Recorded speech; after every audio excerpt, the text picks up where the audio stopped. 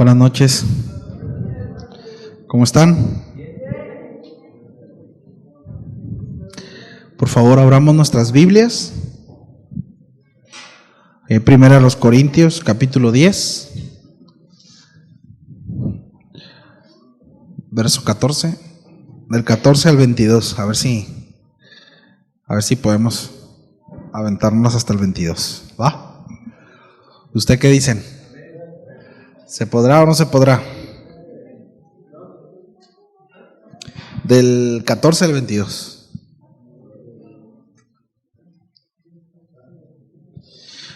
Bien, la semana pasada vimos el verso 14, ¿no? ¿Se acuerdan? Hablamos acerca de huir de la idolatría, ¿no? Bien, pues hasta el verso 22 el apóstol Pablo está tratando eso mismo,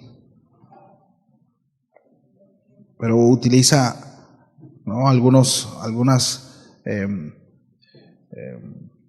figuras, toma ejemplos y luego profundiza acerca de los demonios, lo sacrificado a los ídolos. Sí, ahorita vamos a ver algunas cosas aquí. Bien, leemos, me acompaña a leer y luego oramos, ¿sí? Bien, dice: por tanto, amados míos, huid de la idolatría. Os hablo como a sabios, juzgad vosotros lo que digo. La copa de bendición que bendecimos no es la participación en la sangre de Cristo. El pan que partimos no es la participación en el cuerpo de Cristo. Puesto que el pan es uno, nosotros que somos muchos somos un cuerpo, pues todos participamos de aquel mismo pan. Considerad al pueblo de Israel, los que comen los sacrificios no participan del altar. ¿Qué quiero decir entonces? ¿Que lo sacrificado a los ídolos es algo? ¿O que un ídolo es algo? No, sino que digo que lo que los gentiles sacrifican, lo sacrifican a los demonios y no a Dios. No quiero que sean partícipes de los demonios. No podéis beber la copa del Señor y la copa de los demonios. No podéis participar de la mesa del Señor y de la mesa de los demonios. ¿O provocaremos a celos al Señor? ¿Somos acaso más fuertes que Él? Vamos a orar. Señor, ponemos en tus manos este tiempo. Te pido gracia. Ruego que tu Santo Espíritu hable a nuestro corazón, hable a nuestras vidas. Que seas tú, Señor, quien redarguya, que seas tú quien agite nuestro corazón y que nos lleve a tomar decisiones. Ayúdanos, Señor. Ayúdanos a ajustar los afectos en nuestro corazón y que podamos crecer y que podamos dar respuesta, Señor, a tu palabra. En el nombre de Jesús. Amén.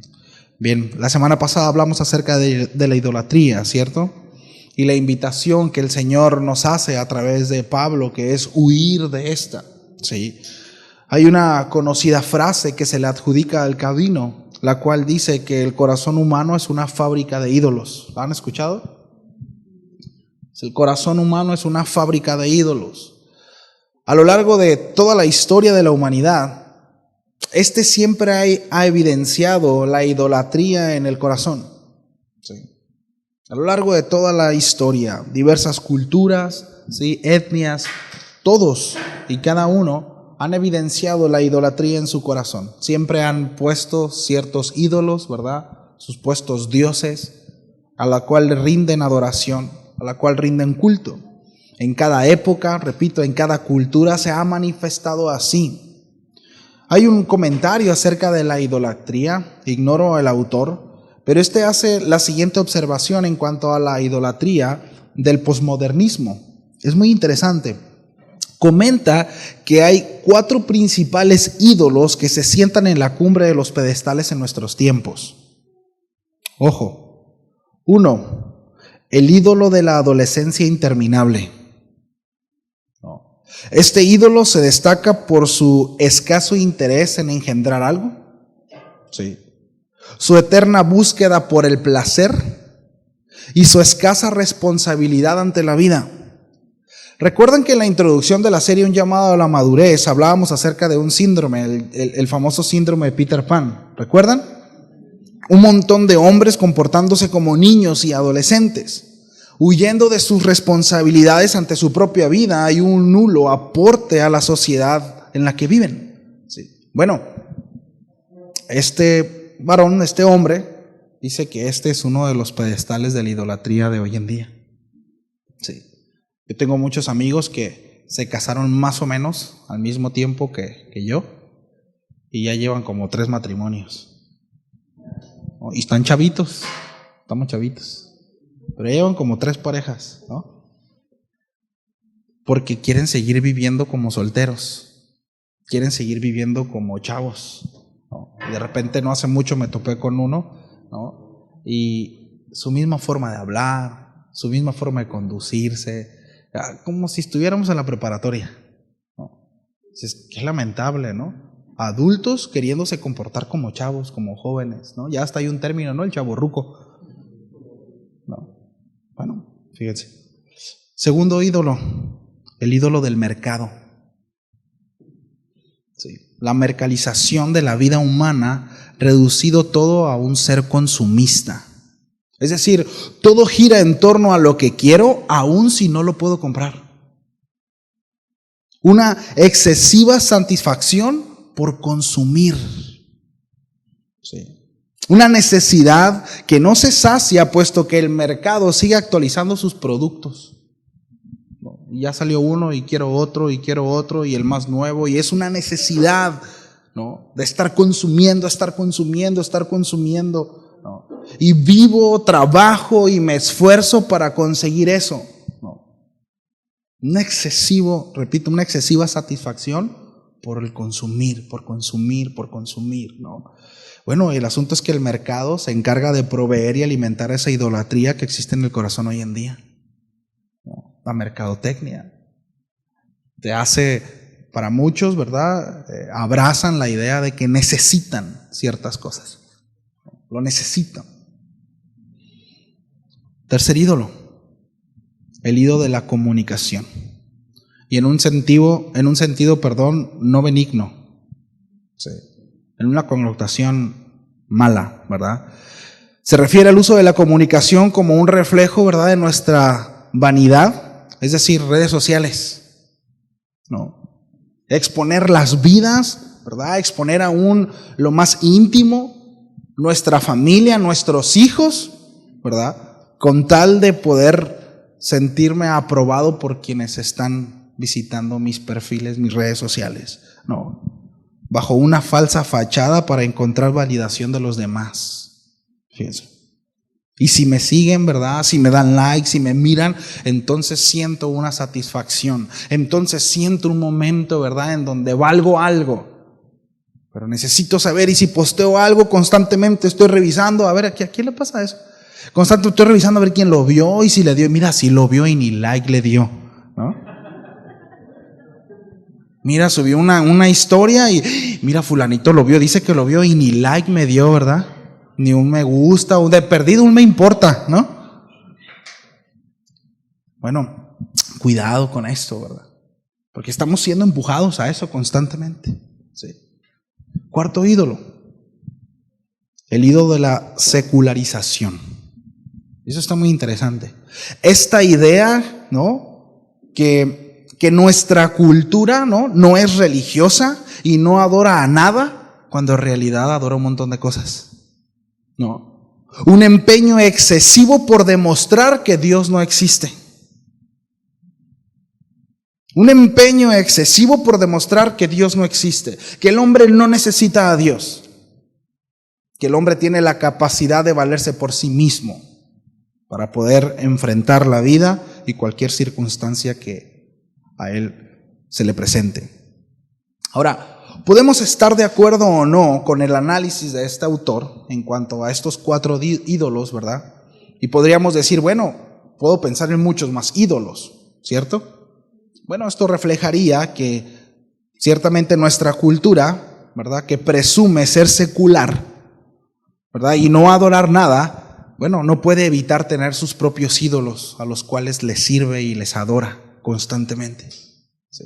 Porque déjeme decirle algo, usted sigue a alguien, o sigue a algo sí o sí. Y si no es a Dios, está siguiendo otra cosa, pero a algo sigue. Algo tiene como mayor influencia. ¿Me explico? Y eso lo llevará a ser más o menor productivo, ¿no? Pero de que sigue algo, o a alguien. Sí. Eso sí que sí, ¿verdad?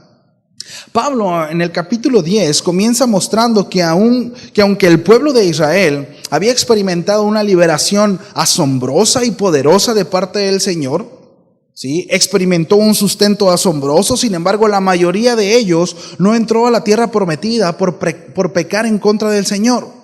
¿Sí? A partir del verso 1 al 5 habla de esto. Luego el apóstol Pablo a partir del verso 6 nos muestra los tipos y nos ilustra cómo estos mismos pecados se pueden estar practicando hoy en día en la iglesia. En este caso en la iglesia de los Corintios. ¿Sí? Y el apóstol Pablo enumera 5 eventos de la historia de Israel. 1, cuando le reclaman a Moisés por no tener comida. Esto lo encontramos en Números 11:4. 2, cuando el pueblo construye el becerro de oro y come y bebe delante de ese ídolo. ¿Recuerdan? La semana pasada hablamos de eso, Éxodo 32. 3, cuando el pueblo de Israel se prostituyó teniendo relaciones con las mujeres de Moab y terminaron adorando a sus dioses. Números 25. 4, cuando tentaron a Dios con sus quejas. Eso lo encontramos en Números 21. Por último, cuando murmuraron en contra de Moisés y en contra de Dios, siendo destruidos totalmente. Esto lo encontramos, se le conoce como la rebelión de Coré. ¿Sí? Luego de esto, el apóstol Pablo termina advirtiendo sobre el cuidado de creer estar firme y no estar atento para caer. ¿Sí? Entonces, Pablo comienza este versículo 14 concluyendo su sección anterior con la palabra por tanto, haciendo una conexión con las diversas formas de idolatría que había descrito precisamente varios acontecimientos en el pueblo de Israel. Luego en el verso 4:14, del 4:14, él les llama a huir de la idolatría, como anteriormente les había llamado a huir de la inmoralidad sexual, ¿sí? Que lo hace esto en el capítulo 6. Ahora, el apóstol Pablo también le escribe al pastor Timoteo y le dice lo siguiente: huye también de las pasiones juveniles y sigue la justicia. Huyan de la inmoralidad sexual. Huyan. ¿Sí? Y en esta misma connotación el apóstol Pablo dice: huyan de la idolatría. Huyan. Con este mandato Pablo le está diciendo que no solo no deben de acercarse a los ídolos paganos de los cuales la ciudad de Corinto estaba rodeada, sino que cuando se encuentren cerca de ellos deben de huir, se deben de alejar. ¿Por qué, mis amados? Porque la idolatría es algo muy sutil y es algo muy común en el corazón del hombre. Sutil y común. Sutil, algo que no vemos. Esta palabra el apóstol Pablo lo usa a los colosenses para referirse precisamente a aquellas frases que los hombres usan para poder engañarnos. Palabras sutiles, pensamientos que se anidan en el corazón del hombre, que lo llevan a la perdición, lo destruyen. Sutiles, sutileza. ¿Sí? Esto normalmente siempre viene rodeado de un montón de cosas que parecen buenas. Es que este es el trabajo que Dios me mandó. Y no es cierto. Esta es la muchacha que Dios me mandó. Y no es cierto. Y no es cierto. Parecía, pero tenía cara. Pero no es cierto. Es muy sutil. Es muy sutil, ¿sabe? Por eso más adelante el apóstol Pablo enfatiza en ser sabios. En prestar atención. ¿Sí? En el versículo 15, Pablo les dice que él se está dirigiendo precisamente a personas sensatas. En la Biblia de las Américas dice sabias. Por tanto, deben juzgar y discernir estas cosas. ¿Cómo? Con sabiduría. Con sabiduría. No sé si recuerdan, pero en el capítulo 4, Pablo de manera muy irónica se refiere a la sabiduría de los corintios como diciendo que no tenían, ¿no? Dando a entender que era muy pobre esta sabiduría, incluso se burla de alguna manera de esta supuesta sabiduría de los hermanos, ahí en 1 Corintios 4:8. Pero ahora les dices que si de verdad ellos son sabios, son sensatos, sabrán juzgar estas cosas. Les está diciendo que ellos como creyentes deben juzgar todas las cosas con la mente de Cristo que ellos tienen, según lo que dice en 1 Corintios 2:16. Ahora, el apóstol Juan, en su evangelio, en el capítulo 7, verso 24, palabras de nuestro Señor Jesucristo, dice: sean justos en sus juicios, dice, y no juzguen según las apariencias. Cuando nosotros encontramos la palabra juicios en ese sentido, nosotros no somos jueces, ¿cierto? No está hablando acerca de una condena, está hablando acerca de separar. Esta palabra juicio tiene que ver con separar, tiene que ver con juzgar entre lo bueno y lo malo. De hecho, se puede también traducir como discernir, ¿sí? Muchas veces somos ligeros para emitir juicios, ¿cierto? Somos ligeros para discernir. Por eso vemos constantemente la palabra de Dios diciéndonos: aguas con discernir según las apariencias. Es decir, con lo primero que tenemos enfrente. Es muy de la carne, es muy del hombre. ¿Sí? No, hombre, ese a mí se me hace. No. Miren, lo voy a decir con mucho respeto, ¿sí? Con mucho cariño, pero en algún tiempo yo tenía un trabajador, o trabajaba junto conmigo una persona que la gente cuando estaba trabajando se acercaba conmigo, me decía: oye, brother, ¿te vas a ir? No querían quedarse. Y era una persona, es una persona muy linda, es una persona muy noble, ¿no? Pero a veces, repito, la gente, ¿no?, se va solamente por el físico. Y decía: oye, brother, ¿qué onda? ¿Y te vas a ir, Ángel? ¿Y vas a dejar a este muchacho? Sí, no es una buena persona, ¿no? Es una persona confiable. Y bueno, pues tú dices, ¿no? Pero constantemente, ¿no?, los clientes se acercaban a mí y temían, ¿no? Sí saben a lo que me refiero, ¿no? Porque somos prontos para eso, ¿sabe? Etiquetamos, ¿no? Estigmatizamos ciertas cosas, ¿no? Decimos: bueno, si tiene tal pinta, entonces es, ¿verdad? Y si tiene, no es. Debemos de tener mucho cuidado porque muchas veces somos ligeros para emitir juicios.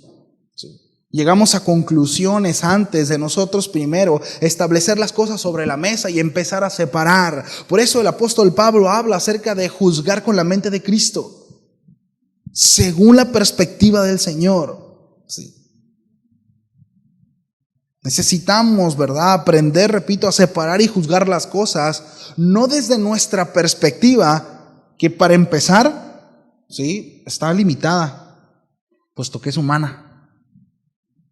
¿Sí? Y necesariamente nos viene a la mente, seguramente a varios de ustedes, les vino a la mente cuando el profeta Samuel fue a ungir al próximo rey. ¿Recuerdan? Después de que el Señor desecha a Saúl, el Señor le dice a Samuel: ve a tal casa porque tú vas a ungir a uno de los hijos, ¿verdad? Y va y él dice: este es, porque reúne las características, porque ya había un estereotipo, ¿no? Porque el hombre eso hace, etiqueta, el hombre ya tiene un estereotipo, ¿no? Pero el Señor dice no. Por eso dice nuestro Señor Jesucristo: sean justos en sus juicios y no juzguen según las apariencias. Las apariencias. ¿Qué son las apariencias? Lo aparente, lo de fuera. No juzguen por lo de fuera. Cuidado con llegar a una conclusión sin antes haber discernido. Sí. Entonces, por eso debemos procurar ser sabios según el Señor y no sabios en nuestra propia prudencia. Sí. Como dice Proverbios. Ahora, en el capítulo 2, Se los voy a leer la Nueva Traducción Viviente. Verso 14 dice, porque los que son espirituales, dice, no pueden recibir esas verdades de parte del Espíritu de Dios. Porque los que no son espirituales no pueden recibir esas verdades de parte del Espíritu de Dios. Todo les suena ridículo y no pueden entenderlo, porque solo los que son espirituales pueden entender lo que el Espíritu quiere decir. Está sencillo, ¿no? No se necesita mucha interpretación. Los que son espirituales pueden evaluar todas las cosas, pero ellos mismos no pueden ser evaluados por otros. ¿A qué se refiere con esto? ¿A que un hombre espiritual no puede ser juzgado? No, se está refiriendo a que un hombre, ¿no? Una persona que no tiene al Espíritu Santo, ¿sí? No puede juzgar con claridad las decisiones de un creyente. ¿A cuántos de ustedes no le han dicho a alguien que no conoce al Señor, esa decisión está bien loca, mano? ¿Qué estás haciendo? ¿Cómo te atreves a dejar un trabajo así? ¿Cómo te atreves a dejar esto? ¿Cómo te atreves a...? Por el Señor, por tu religión. ¿Alguna vez? Bueno, ellos no pueden discernirlo. No tienen la capacidad. A eso se refiere. No se refiere a que el espiritual, ¿no? Nadie lo juzga. Por ahí de repente hay enseñanzas que hablan de eso, ¿no? O lo toman por ahí. No está hablando de eso. De hecho, el apóstol Pablo, eso agrede totalmente a todo el contexto bíblico. El apóstol Pablo habla acerca de estar sujetos unos a otros y está hablando acerca de espirituales. Un hombre espiritual estará sujeto a otro hombre espiritual todo el tiempo. Todo el tiempo. Todo el tiempo nosotros debemos de tener la humildad para poder estar dispuestos a ser exhortados, animados, a ser corregidos en amor del Señor. ¿Cierto? ¿Cuántos están dispuestos a eso? Bueno, eso nos hace espirituales. Por lo tanto, lo que el apóstol Pablo no está diciendo eso, ¿verdad? Que el espiritual nadie lo juzga, porque es espiritual, entonces está por encima de todos los demás. No habla de eso. Habla acerca de que el que no es espiritual, porque no puede discernir las cosas del Señor. Para él es locura. Las decisiones que usted y yo tomamos en base a las Escrituras, para los de afuera, es locura. Es una tontería. Sí. Por tanto, ellos no pueden discernirlo con claridad. ¿Sí? Dice, lo que son espirituales pueden evaluar todas las cosas, pero ellos mismos no pueden ser evaluados por otros. Pues, ¿quién puede conocer los pensamientos del Señor? ¿Quién sabe lo suficiente para enseñarle a Él? Pero nosotros entendemos estas cosas porque tenemos la mente de Cristo. O habla de juzgar según el pensamiento de Cristo. ¿Cómo debemos discernir? Según el pensamiento del Señor. Para eso necesitamos sus pensamientos. Necesitamos saber cómo piensa el Señor. ¿Cierto? ¿Cómo vamos a saber eso? Con la palabra. Exactamente, exponiéndonos a las Escrituras. Sí, como sé qué es lo que Dios quiere, pero es que a mí, mira, siento bonito, mira, me eriza la piel cuando pienso en eso, pero ¿qué dice Dios? ¿Qué dice el Señor? Y miren, incluso hasta un hombre o una mujer espiritual puede llegar a errar. Pasa, ¿cierto? Pasa. Pero el Señor es bueno y nos lleva a corregir, y nos lleva a avanzar, y nos lleva a crecer. Pero no podemos, ¿no? Algo que el apóstol Pablo ya habló, ¿no? Capítulos anteriores, no podemos ser gobernados por nuestras emociones. No podemos ser gobernados por este cuerpo. No podemos ser guiados por nuestros sensores, por nuestras emociones. Porque si no andaremos como veleta, ¿no? Un día así, al otro no, un día con todo, al otro más o menos, y al otro quizá, y después ya no. Y al día siguiente me levanto con todo, así, ¿no? Entonces dice el apóstol Pablo, no podemos ser guiados por eso. No, la semana pasada lo mencionaba y lo vuelvo a mencionar. El apóstol Pablo habla acerca de sujetar al cuerpo a servidumbre, ¿no? O sea, no me controla. Esto no me controla a mí, no me guía a mí, sino es precisamente su palabra. Entonces, debo decir, mis amados, que una congregación en una sociedad arrastrada por alguna ideología se verá golpeada de alguna manera por la misma. Sí. Una congregación, una sociedad arrastrada por alguna ideología se verá golpeada de alguna manera por esta misma. Sí. ¿A qué me refiero? ¿A qué me refiero con esto? ¿No? ¿Por qué de repente ustedes creen o por qué creen que cada vez se levantan más mujeres como cabezas dentro del círculo cristiano y aún en los ministerios? ¿Por qué creen? ¿Sabe por qué? Por falta de hombres y por una influencia desmedida por empoderarlas. Estoy hablando de lo que hoy en día está sucediendo y no es mi intención sonar ni misógino, ni machista, ni mucho menos. No es así. Pero la verdad es que mucho de lo que sucede hoy en día es precisamente porque como hombres no hemos tenido los pantalones bien fajados para dirigir nuestras casas como se deben. Y vemos, ¿verdad? Y que sale el quite la mujer. Sale el quite la mujer. Dios demanda que el hombre gobierne su casa de alguna manera, no como a él se le ocurra, ¿verdad? Y es todo un tema. Pero Dios lo demanda y Dios lo establece. Y no es porque Dios sea machista. No es así. Son funciones. Miren, en una empresa, en la familia, en la sociedad, ¿sí? Hay funciones. Y cada uno desempeña una labor distinta para que todo funcione. ¿Cierto? En la sociedad hay personas que se dedican a una cosa a otra. ¿Es más valiosa o tiene más valor una persona que otra? Dependiendo de lo que... Por supuesto que no. Por supuesto que no. Son funciones. Que el mundo le dé un valor a eso, ese es otro asunto. Ahora, dentro de la familia... Por eso le digo, ¿por qué si hay mujeres, escuche lo que voy a decir, por qué si hay mujeres aún dentro de la iglesia que se ofenden con estos temas? ¿Por qué? Porque están siendo golpeadas con la ideología de afuera. ¿Por qué hay mujeres que cuestionan aún lo que la Biblia dice? Yo he escuchado, ¿pero por qué?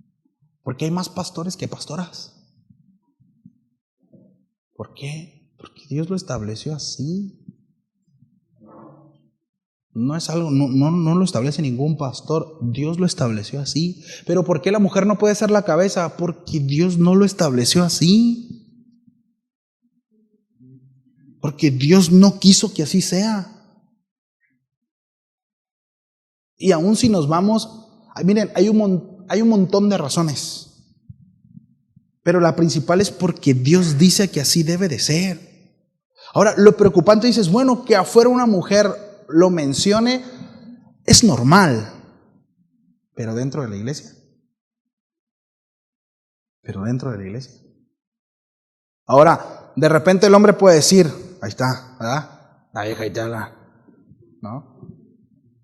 Pero el asunto que eso es consecuencia de la falta de hombres dentro de la iglesia.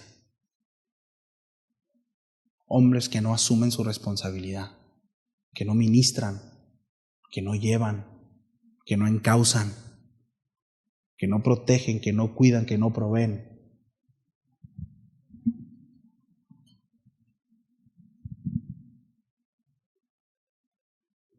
Sí o sí una congregación sumergida en una ideología se verá golpeada por esta. La iglesia hoy en día se está viendo golpeada por la ideología en la que estamos viviendo acá. Pero conforme pasa el tiempo y llega otra corriente y llega otra ideología, se verá golpeada también de la misma manera. ¿Me explico? Según de lo que consumamos, según de lo que estemos constantemente siendo empujados, arrastrados. ¿Sí? Entonces, el huir de la idolatría y el juzgar correctamente es importante, mis amados, porque como creyentes somos participantes del banquete espiritual que es la cena del Señor y debemos acercarnos a ella entendiendo lo que esto significa. Fíjense lo que el apóstol Pablo hacia dónde nos está llevando. En el verso 16 dice, la copa de bendición por la cual damos gracias, ¿no es la comunión de la sangre de Cristo? Y el pan que partimos, ¿no es la comunión del cuerpo de Cristo? Dice el apóstol Pablo. La copa de bendición que bendecimos, ¿no es la participación, dice en la Biblia de las Américas, de la sangre de Cristo? Y el pan que partimos, ¿no es la participación del cuerpo de Cristo? Está diciendo que nosotros también tenemos que morir como Cristo. y tenemos que ser crucificados. No está hablando acerca de eso. Esto tiene que ver con una comunión, tiene que ver con una relación. Pablo está aludiendo aquí a la cena del Señor que nosotros vemos en los evangelios, en Mateo, en Marcos, en Lucas, y que fue una práctica común entre las iglesias. Ahora, la cena del Señor tiene un trasfondo hebreo relacionado con la comida pascual que los judíos practicaban para recordar la liberación de la esclavitud de Egipto. ¿Recuerdan? Eso lo encontramos en Éxodo 12. Y voy a darle algunos datos que me parecen importantes, ¿sí? Entonces, cuando Pablo habla acerca de la copa de bendición por la cual damos gracias, ¿sí?, se está refiriendo a la tercera copa que el padre de familia levantaba en las comidas pascuales. Ojo con esto. Menciono la tercera copa, ya que había por lo menos 4 copas en la celebración de la Pascua. Sí. Había 4. Según la Mishnah, que son los escritos de las tradiciones orales del judaísmo, se lo voy a leer lo que dice. Dice, en la víspera de Pascua, cuando se avecina el tiempo de Minjá, que es el sacrificio vespertino, nadie debe comer hasta que anochezca. Incluso el más pobre de Israel no comerá mientras no esté reclinado en la mesa, y no tendrá menos de 4 copas de vino, aunque sea de la olla popular, es decir, aunque sea el vino más barato. Porque la misma Mishnah, ¿verdad?, establecía qué tipos de vinos tenían que ser. Pero decía, si aquel que no tiene dinero y no puede conseguir este tipo de vino, aún el vino más económico lo tiene que tener en 4 copas. Sí. Ahora, cada una de estas copas tenía una representación. Sí. Apuntaba a algo, significaba algo. La primera copa es la que introducía la celebración. A esta se le llamaba la copa de bendición. Se le llama también el Kiddush con doble D. El Kiddush. Esto era para introducir la ceremonia, ¿no? La segunda copa, llamada la copa del juicio o del dolor, se sirve y da inicio a la liturgia pascual, donde se relata la historia de lo que pasó en el Éxodo.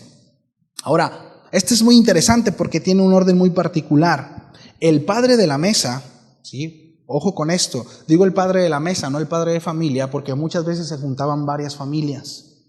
Pero el padre de la mesa, es decir, donde se estaba reuniendo en la casa donde se reunían, y el niño menor, ¿sí?, hacían una serie de rituales, ¿sí?, se llevaban algunos ritos que tenían que ver con el simbolismo del duro proceso que habían atravesado el pueblo de Israel a lo largo de todo el desierto, ¿sí? Y el padre y el niño menor empezaban a hablar acerca de esto. Y entre estos rituales leían el Salmo 114, que precisamente habla de esto. Esa es la segunda copa. La tercera copa está relacionada con la cena, con la comida. El pan sin levadura, las hierbas amargas y otros alimentos cuyos símbolos apuntan a remembrar, la historia del Éxodo. Ahora, esta copa es llamada la copa de la redención o de la salvación. Y es la copa a la cual se refiere precisamente el apóstol Pablo aquí, a la tercera copa. Ahora, nota importante, de acuerdo con la Mishnah, ¿sí?, que es la tradición oral escrita por los judíos, ¿sí?, no se podía beber más de entre una copa u otra hasta que leían el Salmo 115, el Salmo 116, el Salmo 117, el Salmo 118 y el Salmo 119.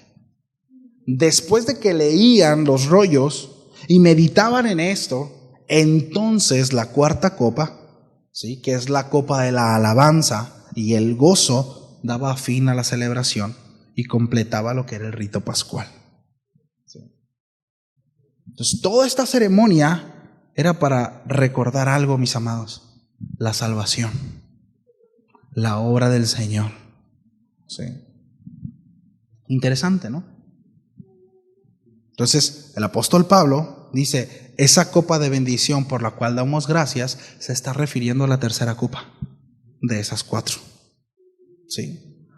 Pablo, mediante 2 preguntas retóricas, le dice a los corintios si acaso no se dan cuenta de que cuando ellos beben la copa o comen el pan, Tienen comunión con la sangre de Cristo y el cuerpo de Cristo. Ahora, ¿qué significa esto? Comunión significa asociación, significa compañerismo, significa participación, significa relación.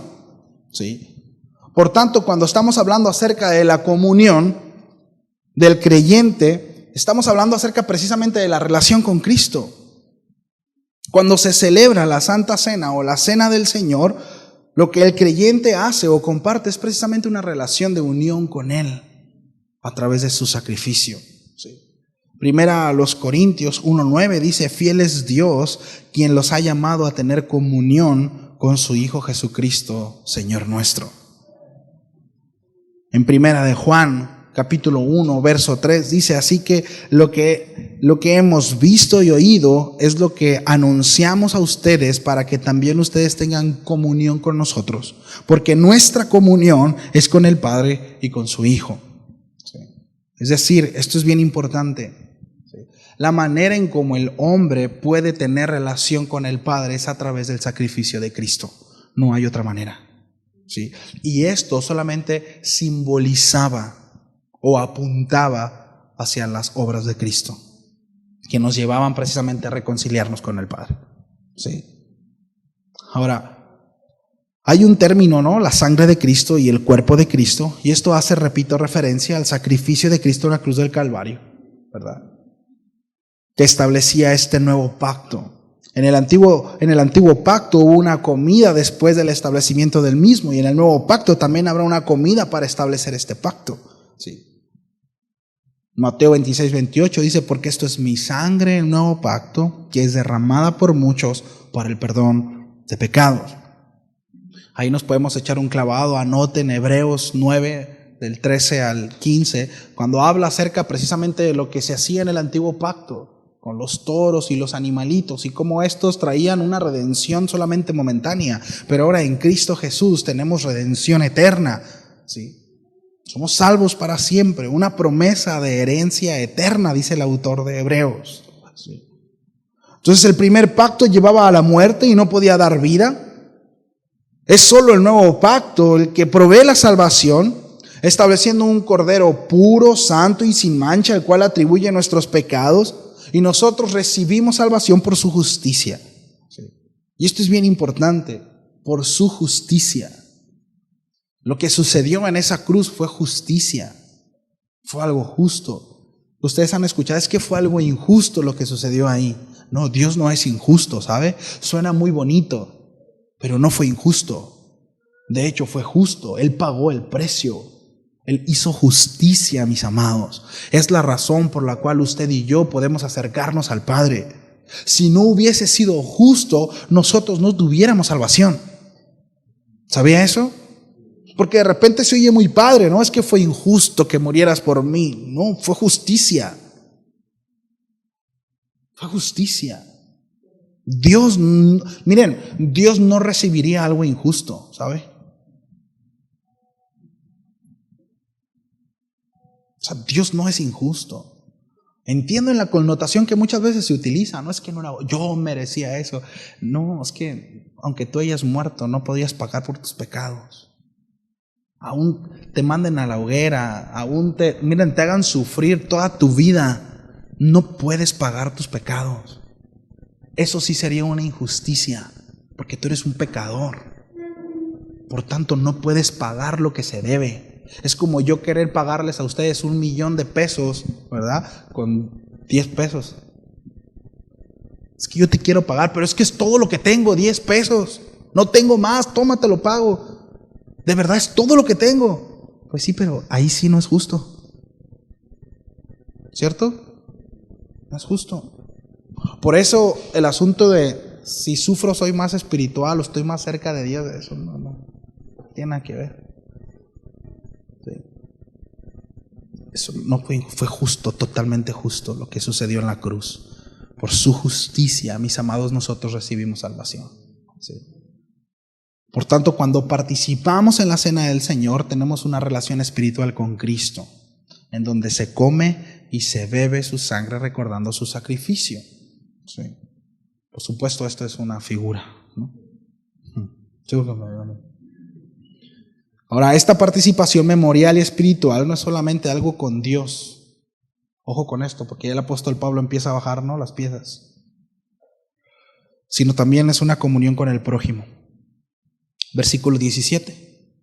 Puesto que el pan es uno, nosotros que somos muchos, somos un cuerpo, pues todos participamos de aquel mismo pan.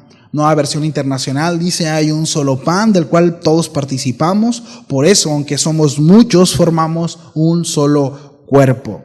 ¿Sí? La comunión, mis amados, de la cena del Señor no es solamente una comunión vertical con Cristo, sino que además es una comunión horizontal con los demás hermanos de la iglesia. ¿Sí? Como hemos visto dentro de la iglesia, habían muchas divisiones, había muchas contiendas y partidos que se peleaban entre sí, ¿recuerdan? Entonces el apóstol Pablo acá empieza también a tocar eso, porque hablaba acerca de que ellos tomaban la Santa Cena, ¿sí?, de una manera inmunda, ¿se acuerdan? Ligera, porque miren, ni siquiera se podían ver entre ellos, pero ellos tenían comunión con el Señor. Aleluya.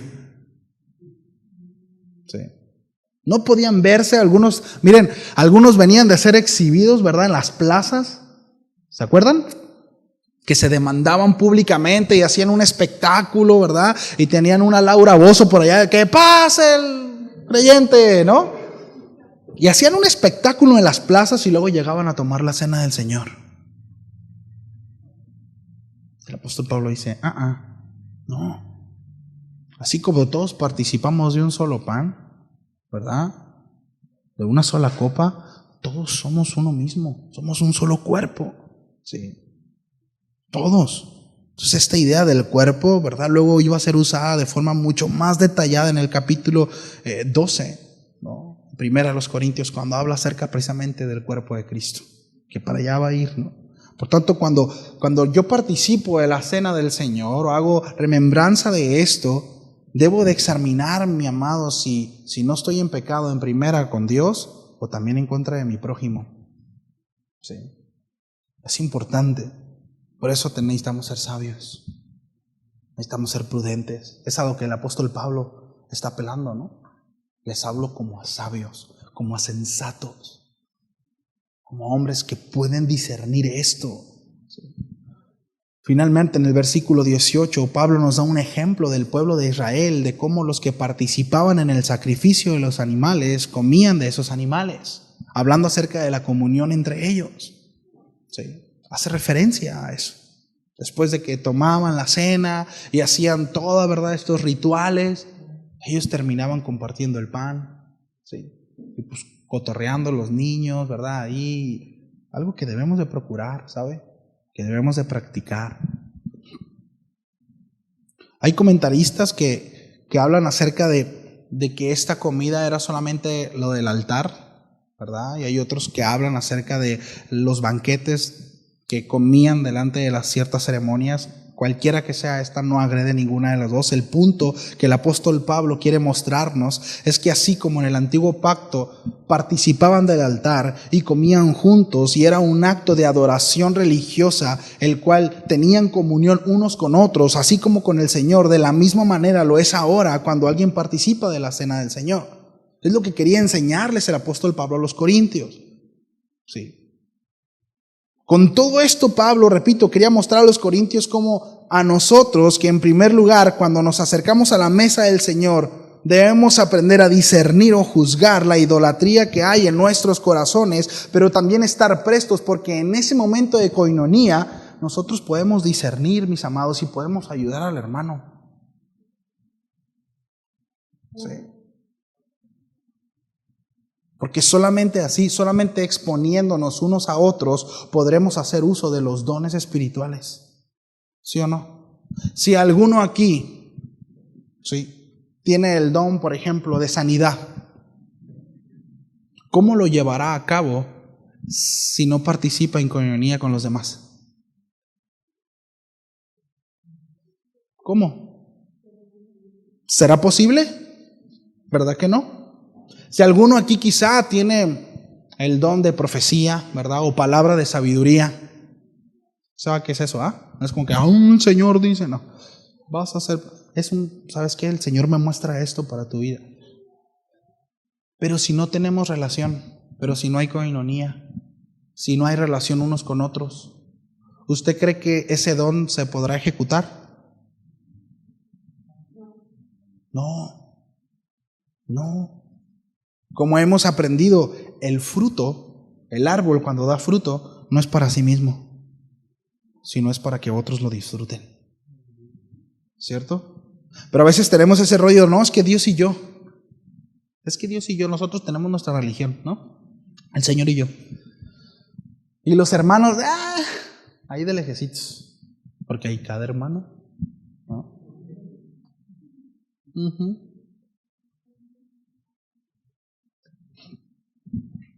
Hablábamos la semana pasada acerca de cómo la idolatría, ¿no? El corazón es tan engañoso y podemos poner en el lugar del Señor cosas o personas, ¿no? Y eso es idolatría.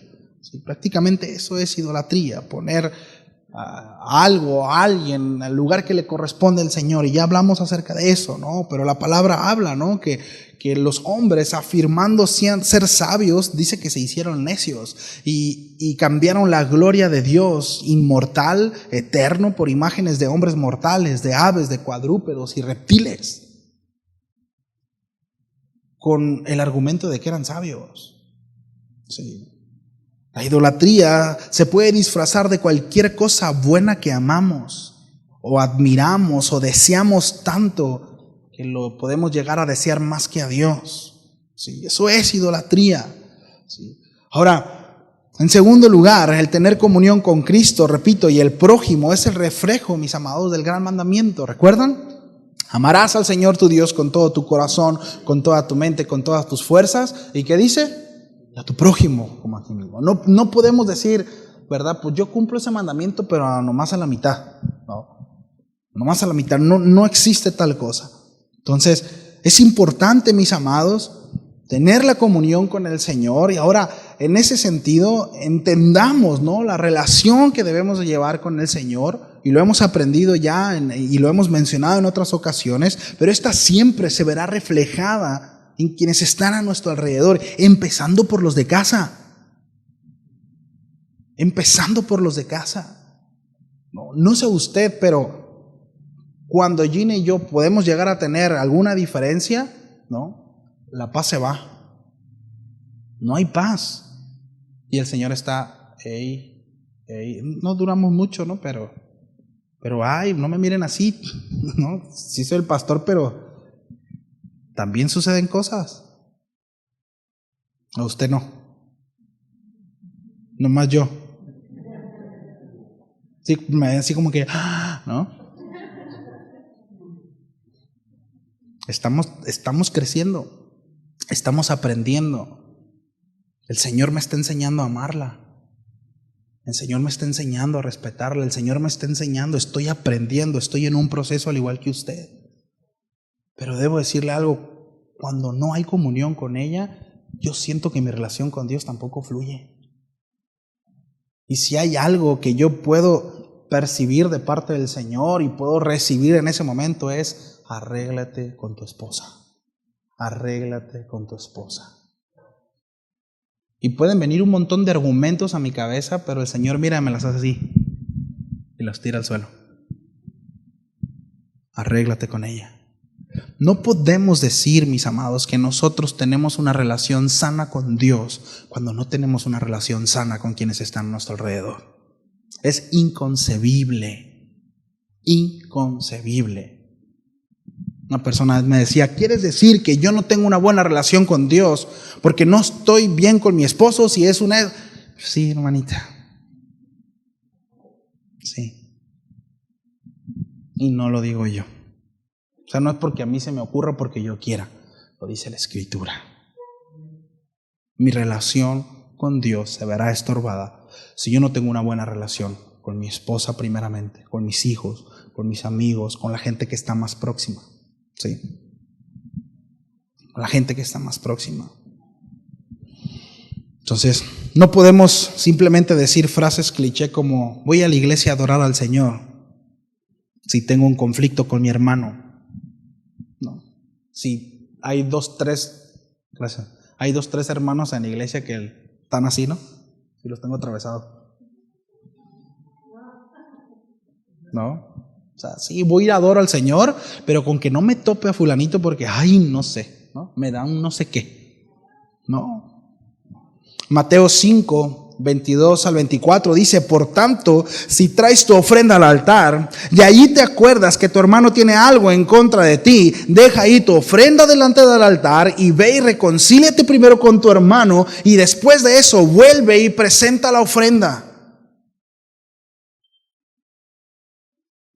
¿Tienes algo en contra de tu hermano? ¿O tu hermano tiene algo en contra tuya? Porque el asunto es que aquí la vara la pone más alta, ¿sabe? Es que yo no tengo nada. Ay, ni lo hago en la vida. El asunto es que Dios dice: no, si sabes que tu hermano tiene algo en contra tuya, ve y reconcíliate. Jesús es claro, mis amados. Para tener una comunión con Dios es necesario tener una comunión sana con nuestro prójimo. Con nuestro prójimo. Ahora, Jesús habló acerca del prójimo. ¿Se acuerda? Conocemos esa historia, no me voy a ir ahí. Pero el prójimo no es la gente que amo. Porque mire, de alguna manera se la puse fácil. Su esposa, sus hijos, ¿no? Pero ¿y qué con los enemigos? ¿Qué con los que digo yo, ¿no?, que no debo de tener relación? Porque Jesús les habló de eso, ¿se acuerdan? Dijo: ¿quién es el prójimo? Aún a los que me hacen mal, aún con los que no desean mi bien, aún con los que yo sé, ¿no?, que no quieren tener una buena relación conmigo, o que les caigo gordo, sabrá Dios. Bueno, aún con ellos debo de procurar tener una relación sana. Porque si yo sé eso y no lo procuro, ahora yo no puedo obligar a nadie, ¿cierto? Y no somos monedita de oro tampoco, como para que todos nos deseen y todos nos quieran, ¿verdad? Pero si yo no procuro eso, si en mí no está el procurar eso, si mi corazón no está inclinado hacia lo que la palabra de Dios enseña, entonces me veré estorbado en mi relación con Dios. ¿Sí me expliqué? Sí. Cada uno de nosotros somos responsables en lo que Dios nos está hablando. Ahora, si la otra persona no procede de la mejor manera, esa es otra historia, pero en nuestro corazón debe haber el deseo, ¿sí?, de hacer lo que Dios dice, ¿sí?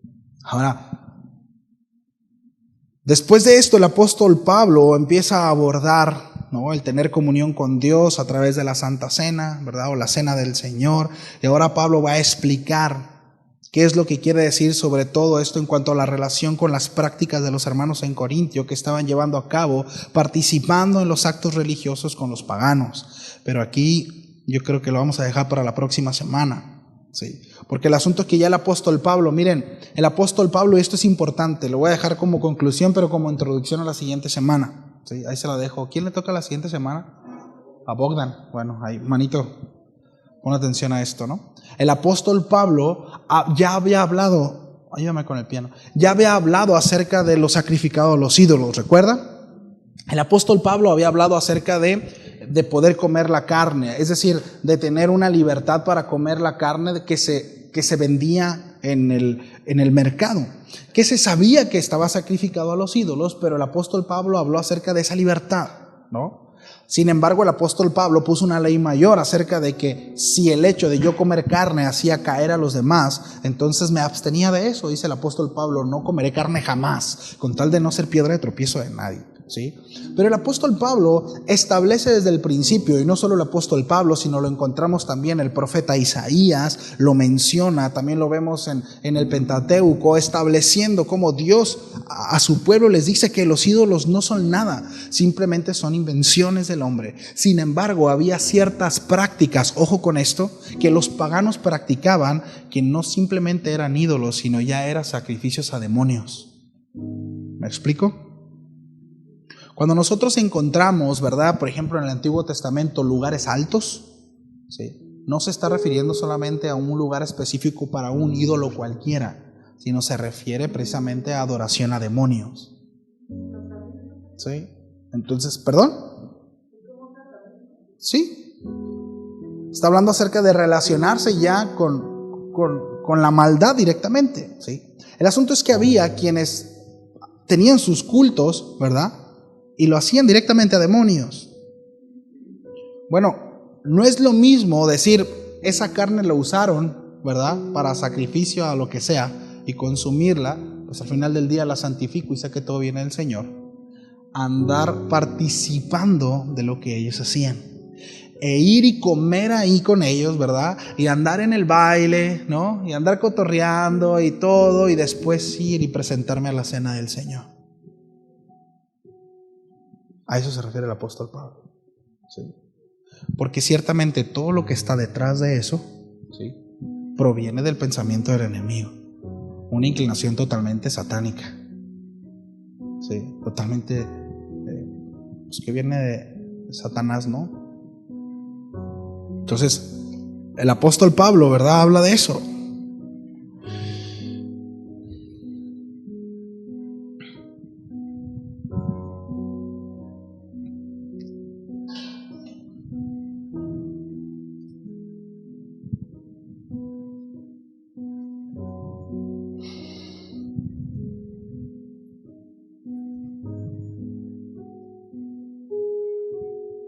Mis amados, debemos de ser cuidadosos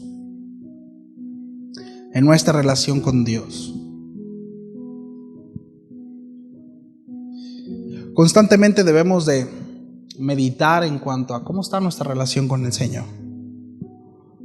Una buena medida, una buena regla es meditar en cómo está nuestra relación con quienes están a nuestro alrededor. ¿Cómo está mi relación? Y eso arrojará, ¿no?, el resultado de. Y yo le invito a que constantemente meditemos en esto. ¿Sí?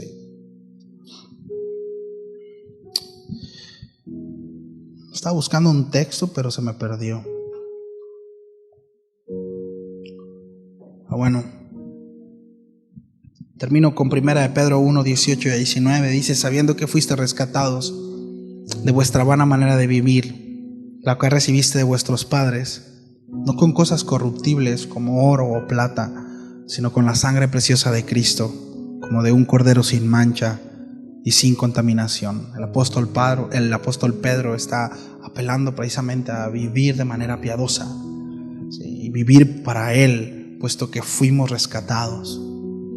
Ya no podemos conducirnos como antes, ¿no? La vieja vida, ¿no? La pasada vida. Ya no podemos seguir conduciéndonos de la misma manera. Miren, Pablo decía, ¿no?, cuando yo era niño hablaba, pensaba, juzgaba como un niño, pero eso lo dejé cuando fui un adulto, ¿no? Y hay cosas que se pueden hacer cuando somos niños, cuando somos inmaduros, ¿sí? Pero después de que hemos entendido y que el Señor nos ha mostrado por su gracia, su obra en nosotros, no podemos volver atrás, ¿sabe?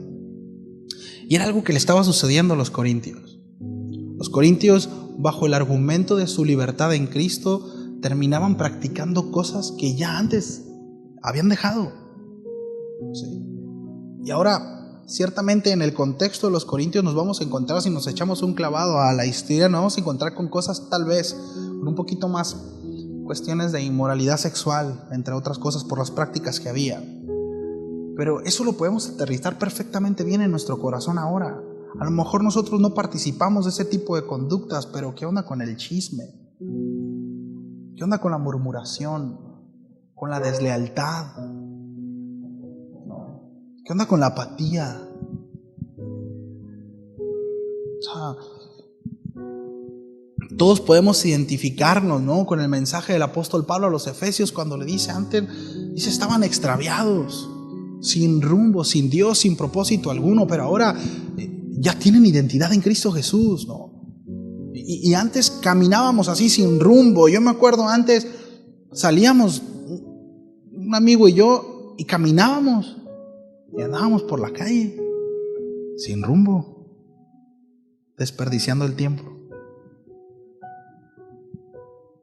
o perdiendo el tiempo.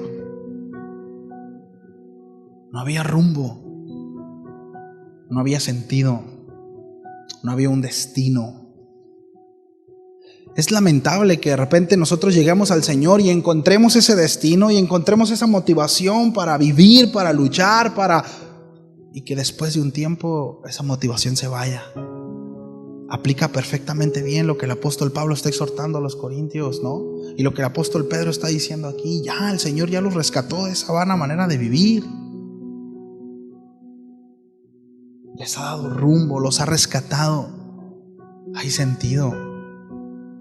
Vivamos para Él. Vivamos para Él. Porque si seguimos viviendo para nosotros mismos, volveremos a caer, mis amados, en esa insatisfacción en la que vivíamos antes, cuando vivíamos para nosotros mismos. Porque ¿qué diferencia hay?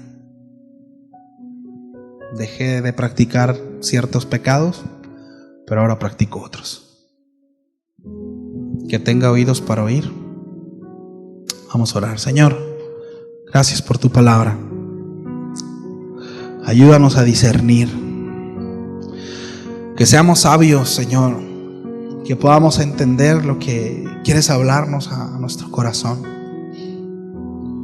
Gracias por los escritos del apóstol Pablo, Señor, porque permites que veamos todas las situaciones que estaban viviendo en aquel entonces la iglesia, nuestros hermanos en Corintio, que quizá eran muchos de ellos nacidos de nuevo, habían entendido el evangelio, lo habían abrazado, pero estaban siendo absorbidos, Señor, por su sociedad, estaban siendo arrastrados por lo que estaban viviendo en el día a día, y muchos de ellos repetían, Señor, viejas prácticas, creyendo quizás, Señor, que no estaban pecando, o muchos de ellos quizás sí.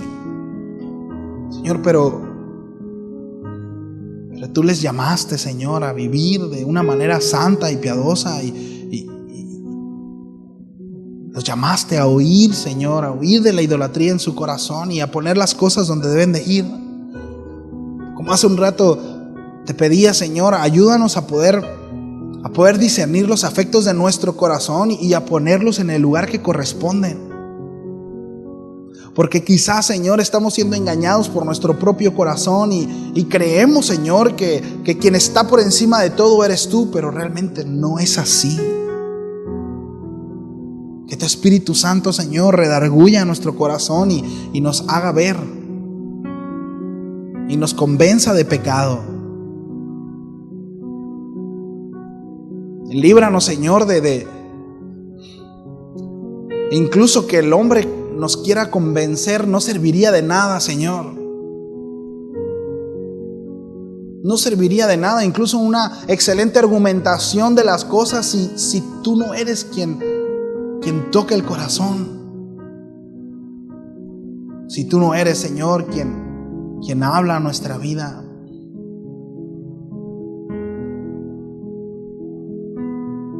Ayúdanos, Señor. Ayúdanos a discernir los tiempos en los que estamos. Como iglesia estamos siendo golpeados, Señor, por lo que está sucediendo afuera. Y tal vez tampoco lo vemos, Señor. Y hay muchas cosas que están en nuestro pensamiento, hay muchas cosas que están en nuestro corazón.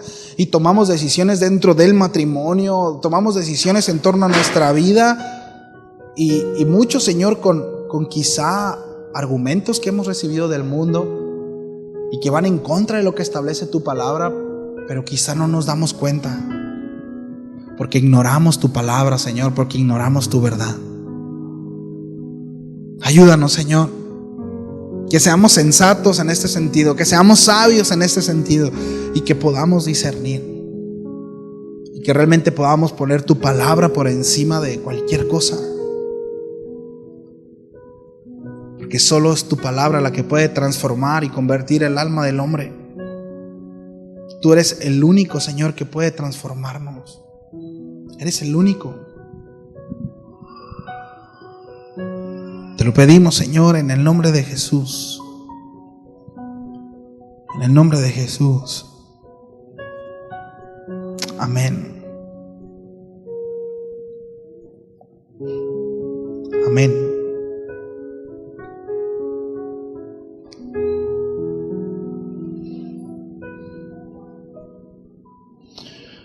Bien. Pues que Dios me los bendiga. Nos vemos con el favor de Dios el sábado. ¿Cuántos dicen amén? Nos vemos el sábado con el favor de Dios. Sí, los que puedan. Por ahí nos estamos viendo. Saluditos en casa.